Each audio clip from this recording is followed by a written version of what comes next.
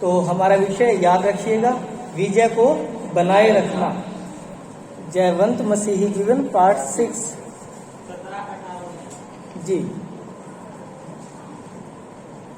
वे 70 आनंद करते हुए लौटे और कहने लगे, हे प्रभु, तेरे नाम से दुष्ट आत्मा भी हमारे वश में है।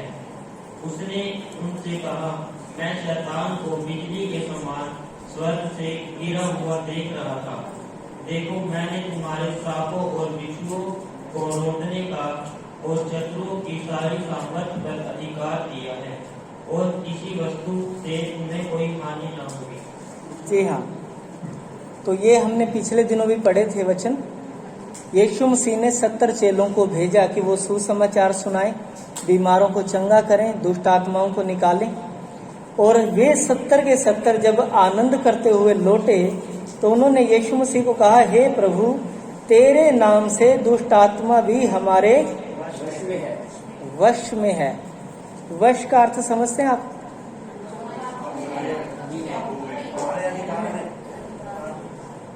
अगर हम उन्हें कहेंगे जाओ पोटी करने जाओ तो वो जाएंगी। अगर हम कहेंगे कि नहीं करनी तो वो नहीं करेंगे। ये सिर्फ हंसने के लिए था, लेकिन ये अधिकार को दर्शाता है कि हमसे पूछे बिना वो अब काम नहीं कर सकती। तेरे नाम से वो हमारे अंडर में है, वो हमारी अधीनता में हैं। उन्होंने हमारी अधीनता स्वीकार कर ली क्योंकि हम तेरे नाम से गए।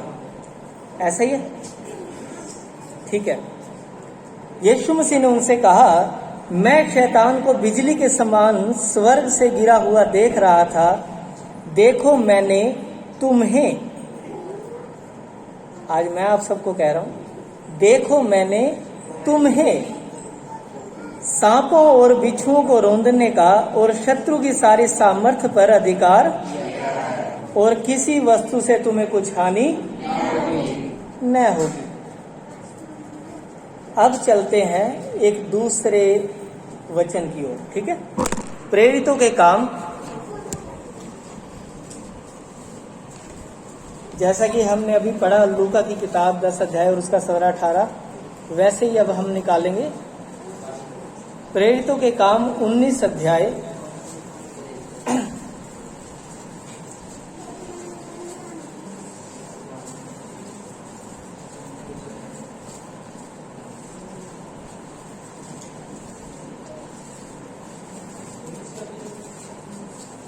11 और 12।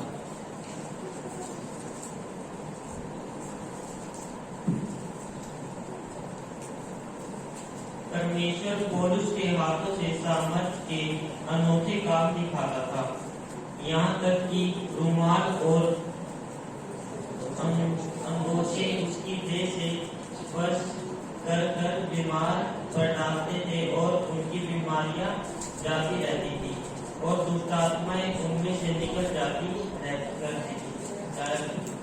ठीक है,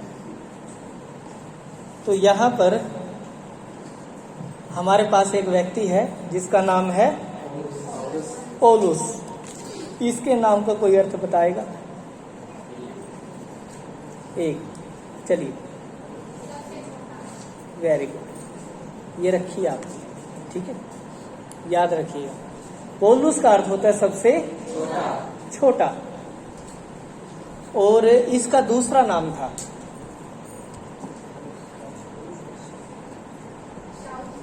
शाऊल। ये आपकी है। शाऊल का अर्थ क्या है?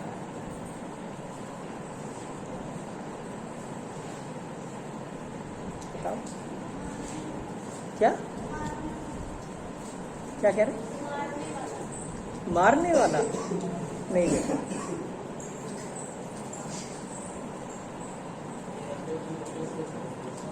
चलिए, नहीं याद, छोड़ दिए। इसका अर्थ होता है एक अभिलाषी व्यक्ति या फिर एक इच्छा से भरा हुआ व्यक्ति, और इसको कहा जाएगा इच्छा। इसके नाम का अर्थ होता है इच्छा, ठीक है। तो ये मैं रख लेता हूं। और इसे हम बाद में क्लियर भी कर लेंगे। अगर गलती रह गई तो दोबारा से इसे करेक्ट भी कर देंगे, बाकी इसका इच्छा ही है। चलिए, तो यहाँ पर परमेश्वर पौलुस के हाथों से सामर्थ्य के अनोखे काम दिखाता था। सामर्थ्य के अनोखे काम दिखाता था।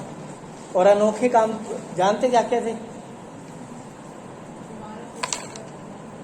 हाँ जी, यहाँ पर लिखा है, यहाँ तक कि रुमाल और अंगोछे, मफलर, साफा, कुछ भी उसकी देह से स्पर्श करा देते थे लोग। कह रहे ये पौलुस जा रहा है, ये टक चार जाते हुए को प्रणाम मारा खींच के, और जैसे ही सामर्थ्य उसके अंदर आई, अब क्या किया, बीमारों पर रखा और वो चंगे। विश्वास की परिभाषा ही बदल दी वहां पर। उन लोगों को इतना विश्वास था कि पौलुस का जो संबंध है वो यीशु मसीह के साथ इतना गहरा है कि अब यीशु इसके अंदर चलता फिरता है।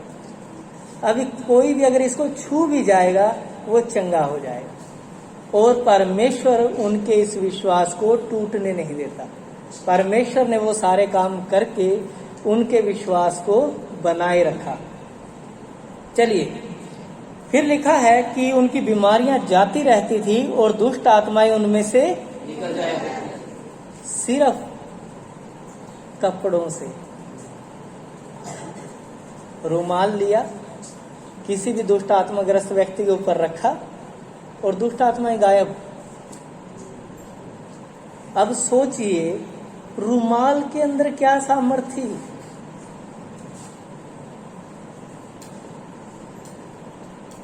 नहीं समझे आप? पुराने टाइम पे राजा लोग राजदंड रखते थे। कभी सुना आपने राजदंड? कैसा होता है वो? एक लंबी छड़ी होती थी, ठीक है। अब उसके कॉर्नर पे वो चाहे सोने का कुछ नक्काशी करवा ले, चाहे कुछ और करवा ले, एक छड़ी के टाइप वो होता था और उसे वो रखते थे। और एस्तर की किताब में ऐसा लिखा है, कहता है यदि राजा की आज्ञा के बिना कोई उसके पास चला गया ना, और अगर राजा उससे गुस्सा नहीं है, तो सिर्फ वो क्या करेगा, उस राजदंड को उसकी ओर बढ़ाएगा और जिसने उसे छू लिया वो बच जाएगा। और यदि राजा ने ऐसा नहीं किया तो वो व्यक्ति प्राणों से जाएगा। अब ये राजदंड क्या कर रहा है? राजा के अधिकार को प्रयोग में ला रहा है। जिसको छू गया वो बच गया, यानी कि राजा ने अपना ही हाथ उसके सर पे रख दिया। अब ऐसे में क्या हो रहा है, पौलुस को स्पर्श करा के उसके कपड़ों को, कोई भी कपड़े लेके जा रहा है और बीमारों पर रख रहा है। अब उन बीमारियों को, उन दुष्ट आत्माओं को पता है ये कपड़ा किसके पास से आया, ये कपड़ा किसके पास से आया। अभी मेन बात पे आएंगे, ठीक है। हमने देखा कि यीशु मसीह ने कहा कि मैंने तुम्हें सांपों और बिच्छुओं को रौंदने का और शत्रु की सारी सामर्थ्य पर अब ये अधिकार इतना है कि आप ये लगाओ कि पौलुस से कपड़ा स्पर्श कराया, इट मीन्स पौलुस से सिग्नेचर करा लिए। अब इसके साइन चलेंगे, और क्यों चलेंगे वो अब पता लगेगा। 13 वचन, परंतु कुछ यहूदी जो झाड़ा फूकी करते फिरते थे, यह करने लगे कि जिनमें दुष्ट आत्मा हो उन पर प्रभु यीशु मसीह का नाम यह कहकर फूके, जिस यीशु का प्रचार पौलुस करता है, मैं तुम्हें उसी पर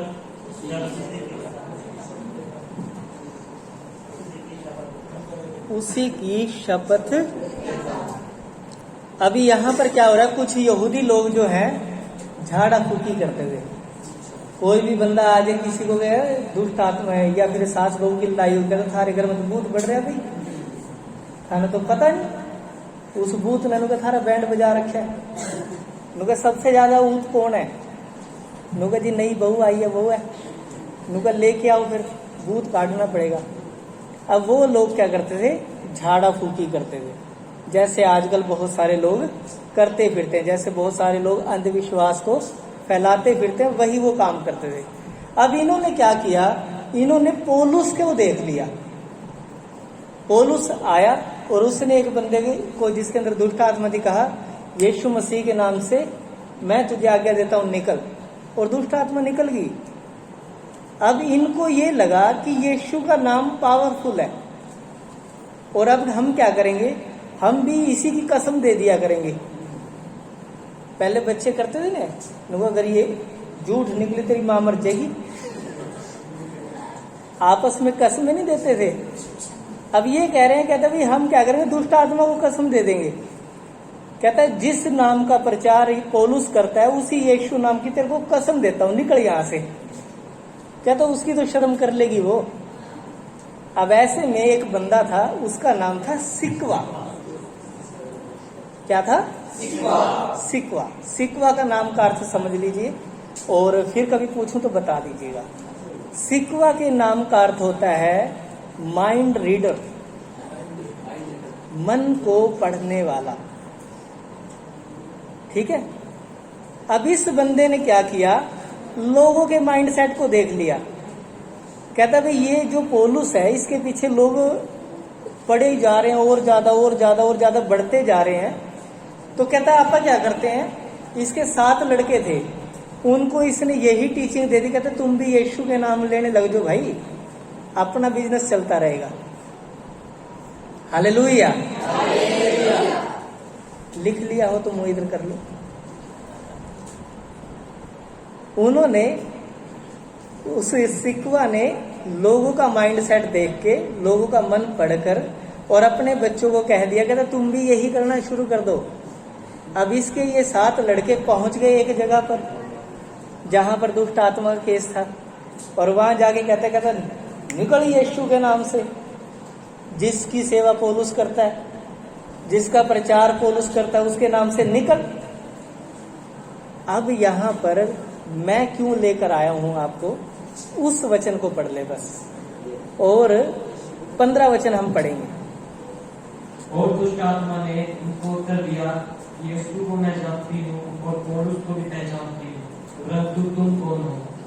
जी हाँ, अब ये दुष्ट आत्मा की वर्डिंग है जी, जिसको आप भूत कहते हैं, ओपरी कहते हैं। एक जगह लग गणी बूंदी ओपरी आत्मा। तो जिसे आप ऐसे ऐसे भेड़े भेड़े नामों से जानते हैं, उसकी स्टेटमेंट है ये। वो कह रही है उन लोगों को, कहते हैं यीशु को तो मैं जानती हूं, अरे हम सबका सृजनहार वही तो है, उसे तो हम जानते हैं, और उसका दास पौलुस है, उसे भी हम पहचानते हैं। तू कौन है?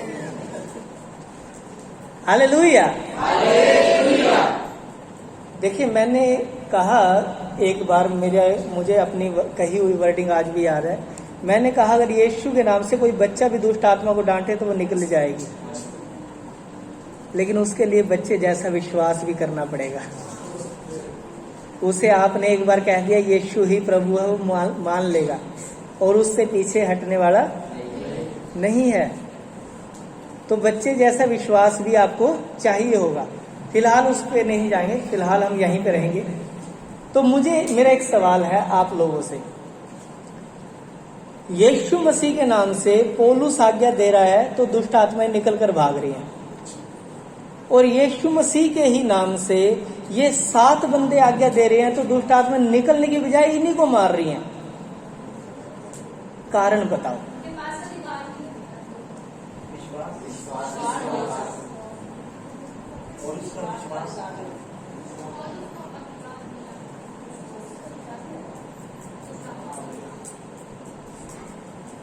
हो गया?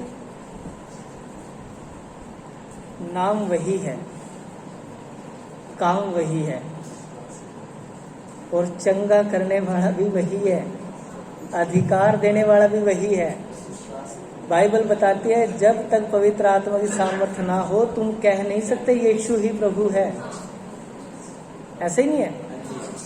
वो जो 70 लोग थे ना जिन्होंने दुष्ट आत्माओं को निकाला और अपने वश में कर लिया, वो 70 लोग यीशु के साथ रहते थे, उनका संबंध था यीशु के साथ। पौलुस कहता है मैं मर चुका, अब मसीह मुझ में जीवित है, क्योंकि उसका प्यार मुझे मजबूर कर देता है ऐसा करने के लिए, विवश कर देता है मुझे। ये उसके प्यार में मरा पड़ा है, किसी पैसे के लालच में नहीं गया ये उसकी मोहब्बत में अपना घर बार छोड़े फिर रहा है। ये संबंध जो इसका यीशु के साथ था, इसने इसे अधिकार दिया। आप जानते हैं जितने लोग यीशु मसीह पर विश्वास करते हैं, उसके साथ संबंध रखते हैं, उन सब को अधिकार दिया गया है, उन सब के पास अधिकार है। और जानते हैं उनके नाम भी कहीं लिखे गए हैं। लूका की किताब बताती है हमें, पिछली बार हमने पढ़ा भी था इसे।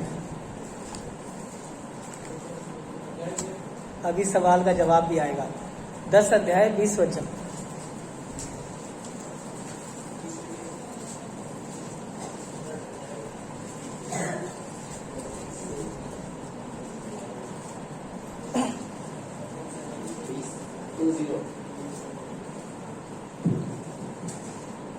तो भी इससे आनंदित मत हो कि आत्मा तुम्हारे वश में है, परंतु इससे आनंदित हो कि तुम्हारे नाम स्वर्ग पर लिखे हैं। हालेलुया। कहते हैं तुम इस बात से आनंदित ना हो कि दुष्ट आत्माओं को तुमने वश में कर लिया। ये तो आनी जानी चीजें हैं, ये महत्वपूर्ण कहते हैं महत्वपूर्ण ये है, आनंदित इससे हो जाओ क्योंकि तुम्हारे नाम स्वर्ग पर लिखे गए हैं। मुझे ऐसा लगता है कि स्वर्ग पर ना एक सूचना पट लगाया गया, नोटिस बोर्ड, जो मसीह में आता है उसका नाम उस पर लिख दिया जाता है। अब आत्मिक समाज की जितनी दुष्ट आत्माएं, शैतान की शक्तियां उस नोटिस बोर्ड को देखती हैं, उन्हें पता लग जाता है कि ये बंदा मसीह में है, ये यहां से अधिकार पाया हुआ है। अब ये बंदा जब फील्ड में निकलेगा, जब किसी दुष्ट आत्माओं को आज्ञा देगा और कहेगा यीशु मसीह के नाम से निकल, ये दुष्ट आत्माएं क्या करेंगी? इस नोटिस बोर्ड को देखेंगी, इसमें नाम है? कहता हाँ है। कहता चलो फिर तितर हो जाओ, क्योंकि अब यहाँ रुकने का कोई फायदा नहीं, क्योंकि ये अधिकारी है। और जब कोई ऐसा बंदा जो अधिकार नहीं रखता, जिसने यीशु को ग्रहण नहीं किया, वो आज्ञा देगा, तो वो क्या करेंगे? नोटिस बोर्ड को देखेंगे, इसका नाम है? कहता नहीं है। कहता इसको लंबा पालो। नहीं, हम पहले दुखी नहीं थोड़े, ये और दुख देने आ गया हमें। बता, हम एक एक शरीर में 6-6 हजार घुसड़ के तो वैसे रह रहे, पहले ही जगह की कमी हो रही है और ये कह रहे कि निकलो। अब वो क्या करेंगी? वो उसको मारेंगी।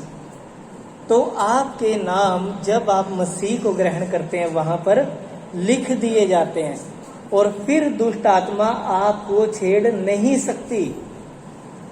आप समझिए इस बात को, आपका नाम जब स्वर्ग में लिखा गया तो नरक में जाना जाएगा। वो पाताल लोक में रहने वाली, स्वर्ग लोक में रहने वाली सारी दुष्ट आत्माओं को नाम वो बता दिया जाएगा, इस बंदे से संभल के रहना, ये हमारा है भाई। अगर इसको तुमने कोई नुकसान पहुंचाया तो अपनी खैर मना लेना, क्योंकि फिर हमारी तरफ कोई ऐसा है, ये हमारा टैलेंट नहीं है।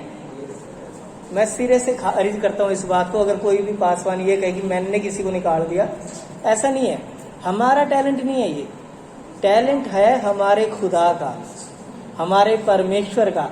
हम इस वजह से महान नहीं है कि हम महान हैं, हम इस वजह से महान है क्योंकि हमारा संबंध किसी महान के साथ है। Hallelujah, hallelujah. हमारा संबंध सर्वशक्तिमान के साथ है, और जैसे उसके साथ संबंध हो गए, हम राजसी परिवार से हो गए। कहता तुम राज पदधारी याजकों का समाज हो। हर एक वो जन जो मसीह में है वो एक याजक है। जब आप मसीह में आते हैं, चलते हैं, फिरते हैं, तो आप एक याजक के समान वहां पर काम करते हैं। आप पवित्र लोगों का वंश हैं। तो चलिए, इसके बाद हम एक और वचन पढ़ेंगे। अगर धर्मी लोगों के नाम स्वर्ग में लिखे गए हैं, तो दुष्ट लोगों के नाम भी तो कहीं लिखे गए होंगे, है ना? चलिए, मुझे कोई बताए कि वचन बाइबल में कोई ऐसा किसी ने पढ़ा हो कि दुष्ट लोगों के नाम जो परमेश्वर को भूल जाते हैं उनके नाम कहीं पर लिखे हुए हों तो मैं उसे कैंडी दूँ। है किसी को याद? कोई आ रहा हो?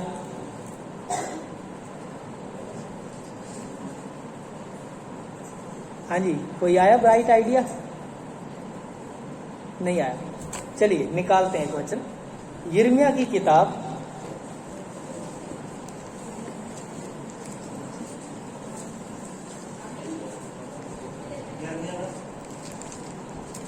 एक सेकंड जी, 17 अध्याय रहेगा यिर्मयाह का।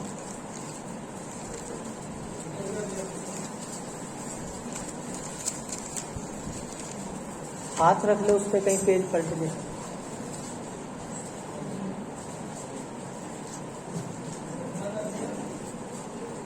यिर्मयाह की किताब 17 अध्याय और इसका 13 वचन।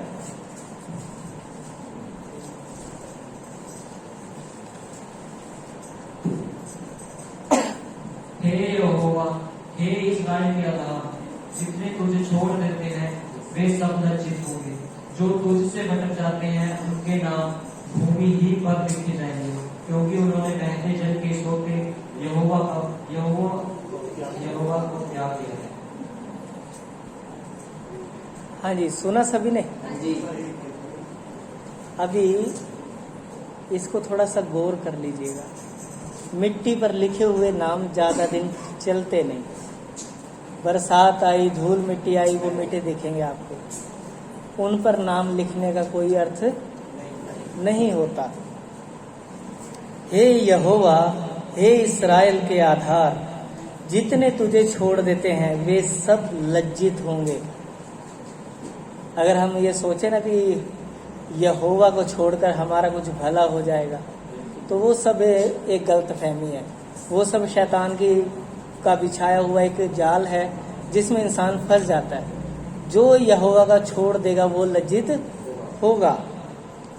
जो तुझसे भटक जाते हैं उनके नाम भूमि ही पर लिखे जाएंगे, क्योंकि उन्होंने बहते जल के सोते यहोवा को त्याग दिया है। मैं उम्मीद करता हूं कि हम में से ऐसा कोई नहीं है। हालेलुया। तो चलिए, अब आपके ऊपर ये निर्भर करता है कि आपके नाम लिखे कहाँ जाएंगे, स्वर्ग पर या मिट्टी पर। आपको जहां लिखवाने आप लिखवा सकते हैं। अभी मौका है, बाद में ये मौका नहीं मिलेगा। अब हो सकता है कि आप इस पृथ्वी पर एक अच्छा नाम कमा लें, थोड़ा सा पैसा जोड़ लें, थोड़ा सा बढ़िया घर बार बना लें, या कुछ भी ऐसा कर लें जिसको आप ये कहें कि हाँ आप ठीक है। या फिर आप एक भले व्यक्ति की तरह, जो बाइबल में है वो भला व्यक्ति, मैं जानबूझकर उसे कह रहा हूँ, है नहीं वो, उसकी तरह आप बहुत सारी धन दौलत इकट्ठी कर लें और फिर अपने प्राण से कहें कि ले प्राण, तेरे पास बहुत सालों के लिए अब रखा है, सुख से खा पी और चैन से रह। अरे हाँ, तभी ऊपर से कोई आवाज आ रही है, कहता है हे मूर्ख, मैं आज ही तेरा प्राण तुझसे ले लूंगा। फिर जो ये तूने इकट्ठा किया ये किसका होगा?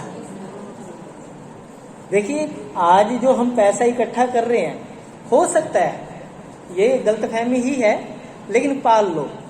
ये गलतफहमी आज हो सकती है लोगों के अंदर हो कि हम कुछ पैसा इकट्ठा कर लेंगे, हमारा है, हमारे अधिकार में है।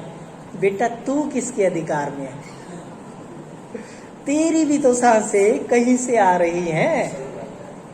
तेरे पास तो पैसे की सप्लाई आ रही है, लेकिन उसके वहां से तो सांसों की सप्लाई आ रही है।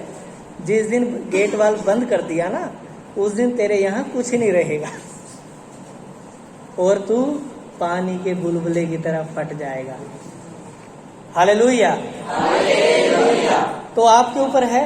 और देखिए, जब आपके नाम स्वर्ग में लिखे हो तो उसका क्या बेनिफिट रहेगा, या फिर अगर ना लिखे हो तो क्या नुकसान रहेगा। प्रकाशित वाक्य की किताब में ऐसा लिखा हुआ है 20 अध्याय के 15 वचन में,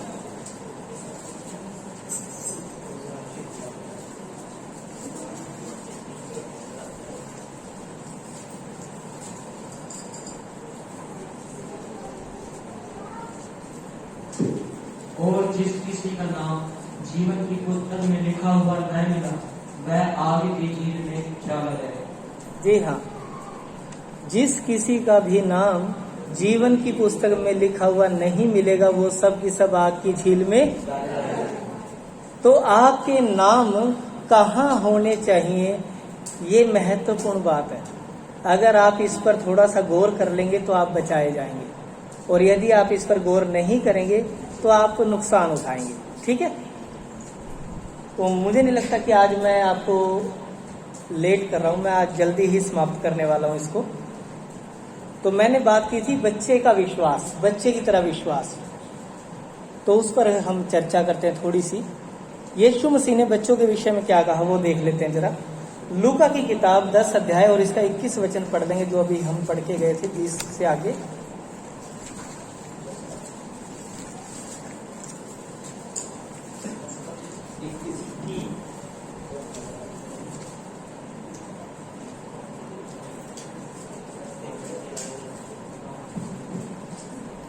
उस घड़ी वह पवित्र आत्मा में होकर आनंद से भर गया और कहा, हे पिता, स्वर्ग और पृथ्वी के प्रभु, मैं तेरा धन्यवाद करता हूँ कि तूने इन बातों को ज्ञानियों और समझदारों से छिपा रखा और बालकों पर प्रकट किया। हाँ हे पिता, क्योंकि तुझे यही अच्छा लगा। Hallelujah, hallelujah.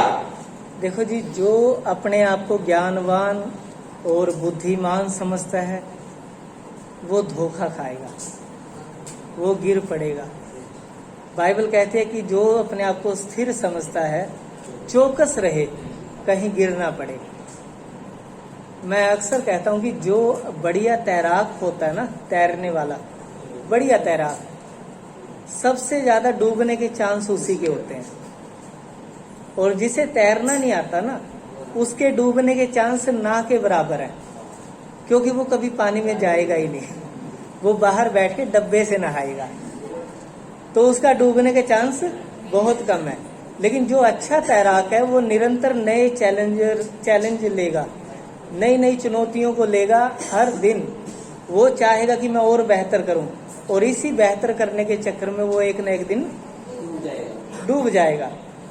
तो यदि आप अपने आप को बुद्धिमान समझते हैं तो आपके लिए खतरे की घंटी है, क्योंकि परमेश्वर ने मूर्खों को चुना था।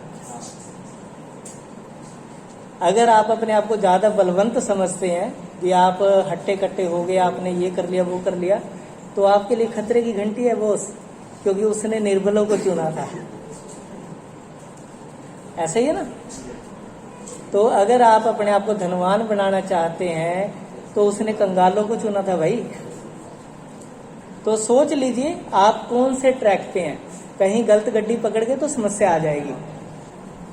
अभी यहां पर लिखा हुआ है, उसी घड़ी जब यीशु मसीह 70 चेलों से बात कर चुके, वह पवित्र आत्मा में होकर आनंद से भर गया और कहा, हे पिता, स्वर्ग और पृथ्वी के प्रभु, मैं तेरा धन्यवाद करता हूँ कि तूने इन बातों को ज्ञानियों और समझदारों से छिपा रखा और बालकों पर प्रकट कर दिया।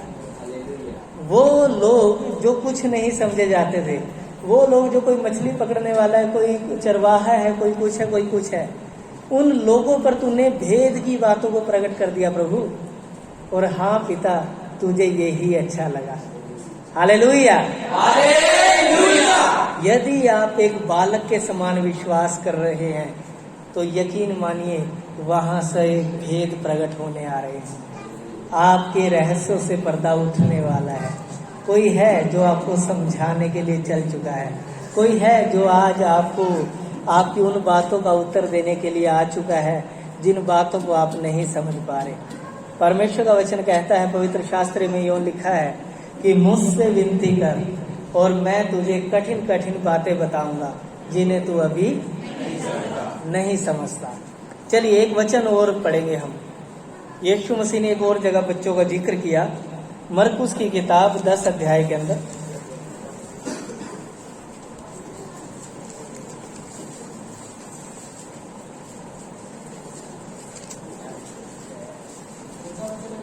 पंद्रह वचन।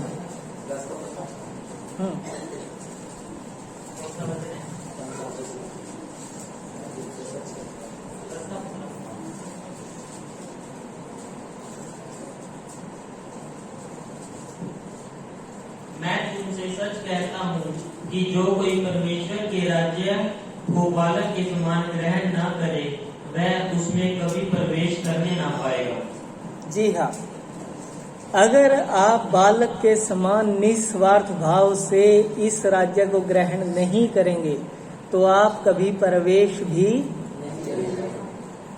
क्योंकि बाइबल बताती है सकरा है वो मार्ग जो जीवन को पहुंचाता है और बहुत थोड़े हैं जो उसे पाते हैं। सबके लिए नहीं है वो, बहुत थोड़े लोग उसे पाएंगे, लेकिन जो पाएंगे वो जीवन को पाएंगे। चलिए, तो आप भी बालक के समान विश्वास करें और यीशु मसीह पर पूर्ण रीति से डिपेंड हो जाएं।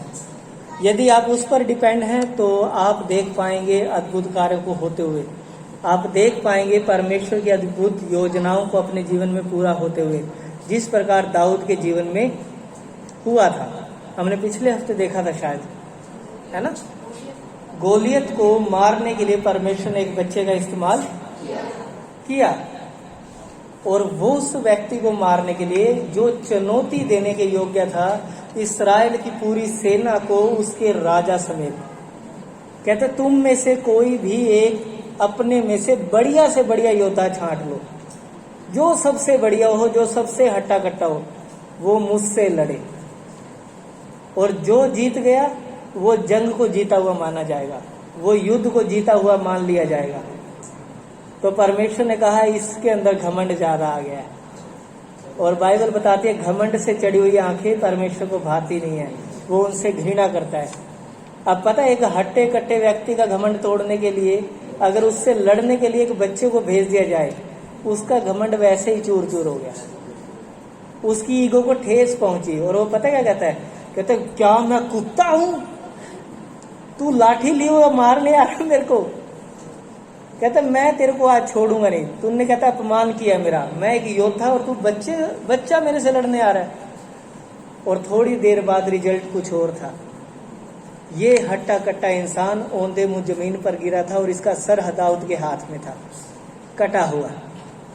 जब एक व्यक्ति यहोवा पर भरोसा रखता है तब उसके सामने कोई हथियार मायने नहीं रखता, दुश्मन की लंबाई चौड़ाई मायने नहीं रखती, भीड़ की संख्या मायने, वो अकेला उन सब पर भारी पड़ता है। Hallelujah, hallelujah. तो अब एक सवाल है, ठीक है, और फिर हम समाप्त कर देंगे। सुख की सांस ली, अभी हम समाप्त करेंगे। हालेलुया। जब यीशु मसीह ने क्रूस पर शैतान को और उसकी सारी सेना को हरा दिया, तो फिर इतने सारे मसीही लोग जो अच्छे विश्वास में चलने वाले लोग, वो ठोकर खाकर बैकस्लाइड की कगार पर कैसे पहुंच जाते हैं, कैसे वो गिर जाते हैं, कैसे उनके अंदर निराशा घर कर जाती है, कैसे वो हार जाते हैं। सवाल है मेरा, कोई जवाब देगा? हाँ जी, विश्वास की कमी के कारण। हाँ जी, और कोई? ठीक है, वो चौकस नहीं रहते, बढ़िया जवाब था। दो नावों पे पैर रखे, ठीक है। अपनी समस्याओं को परमेश्वर से बड़ा समझते हैं। हाँ बेटा,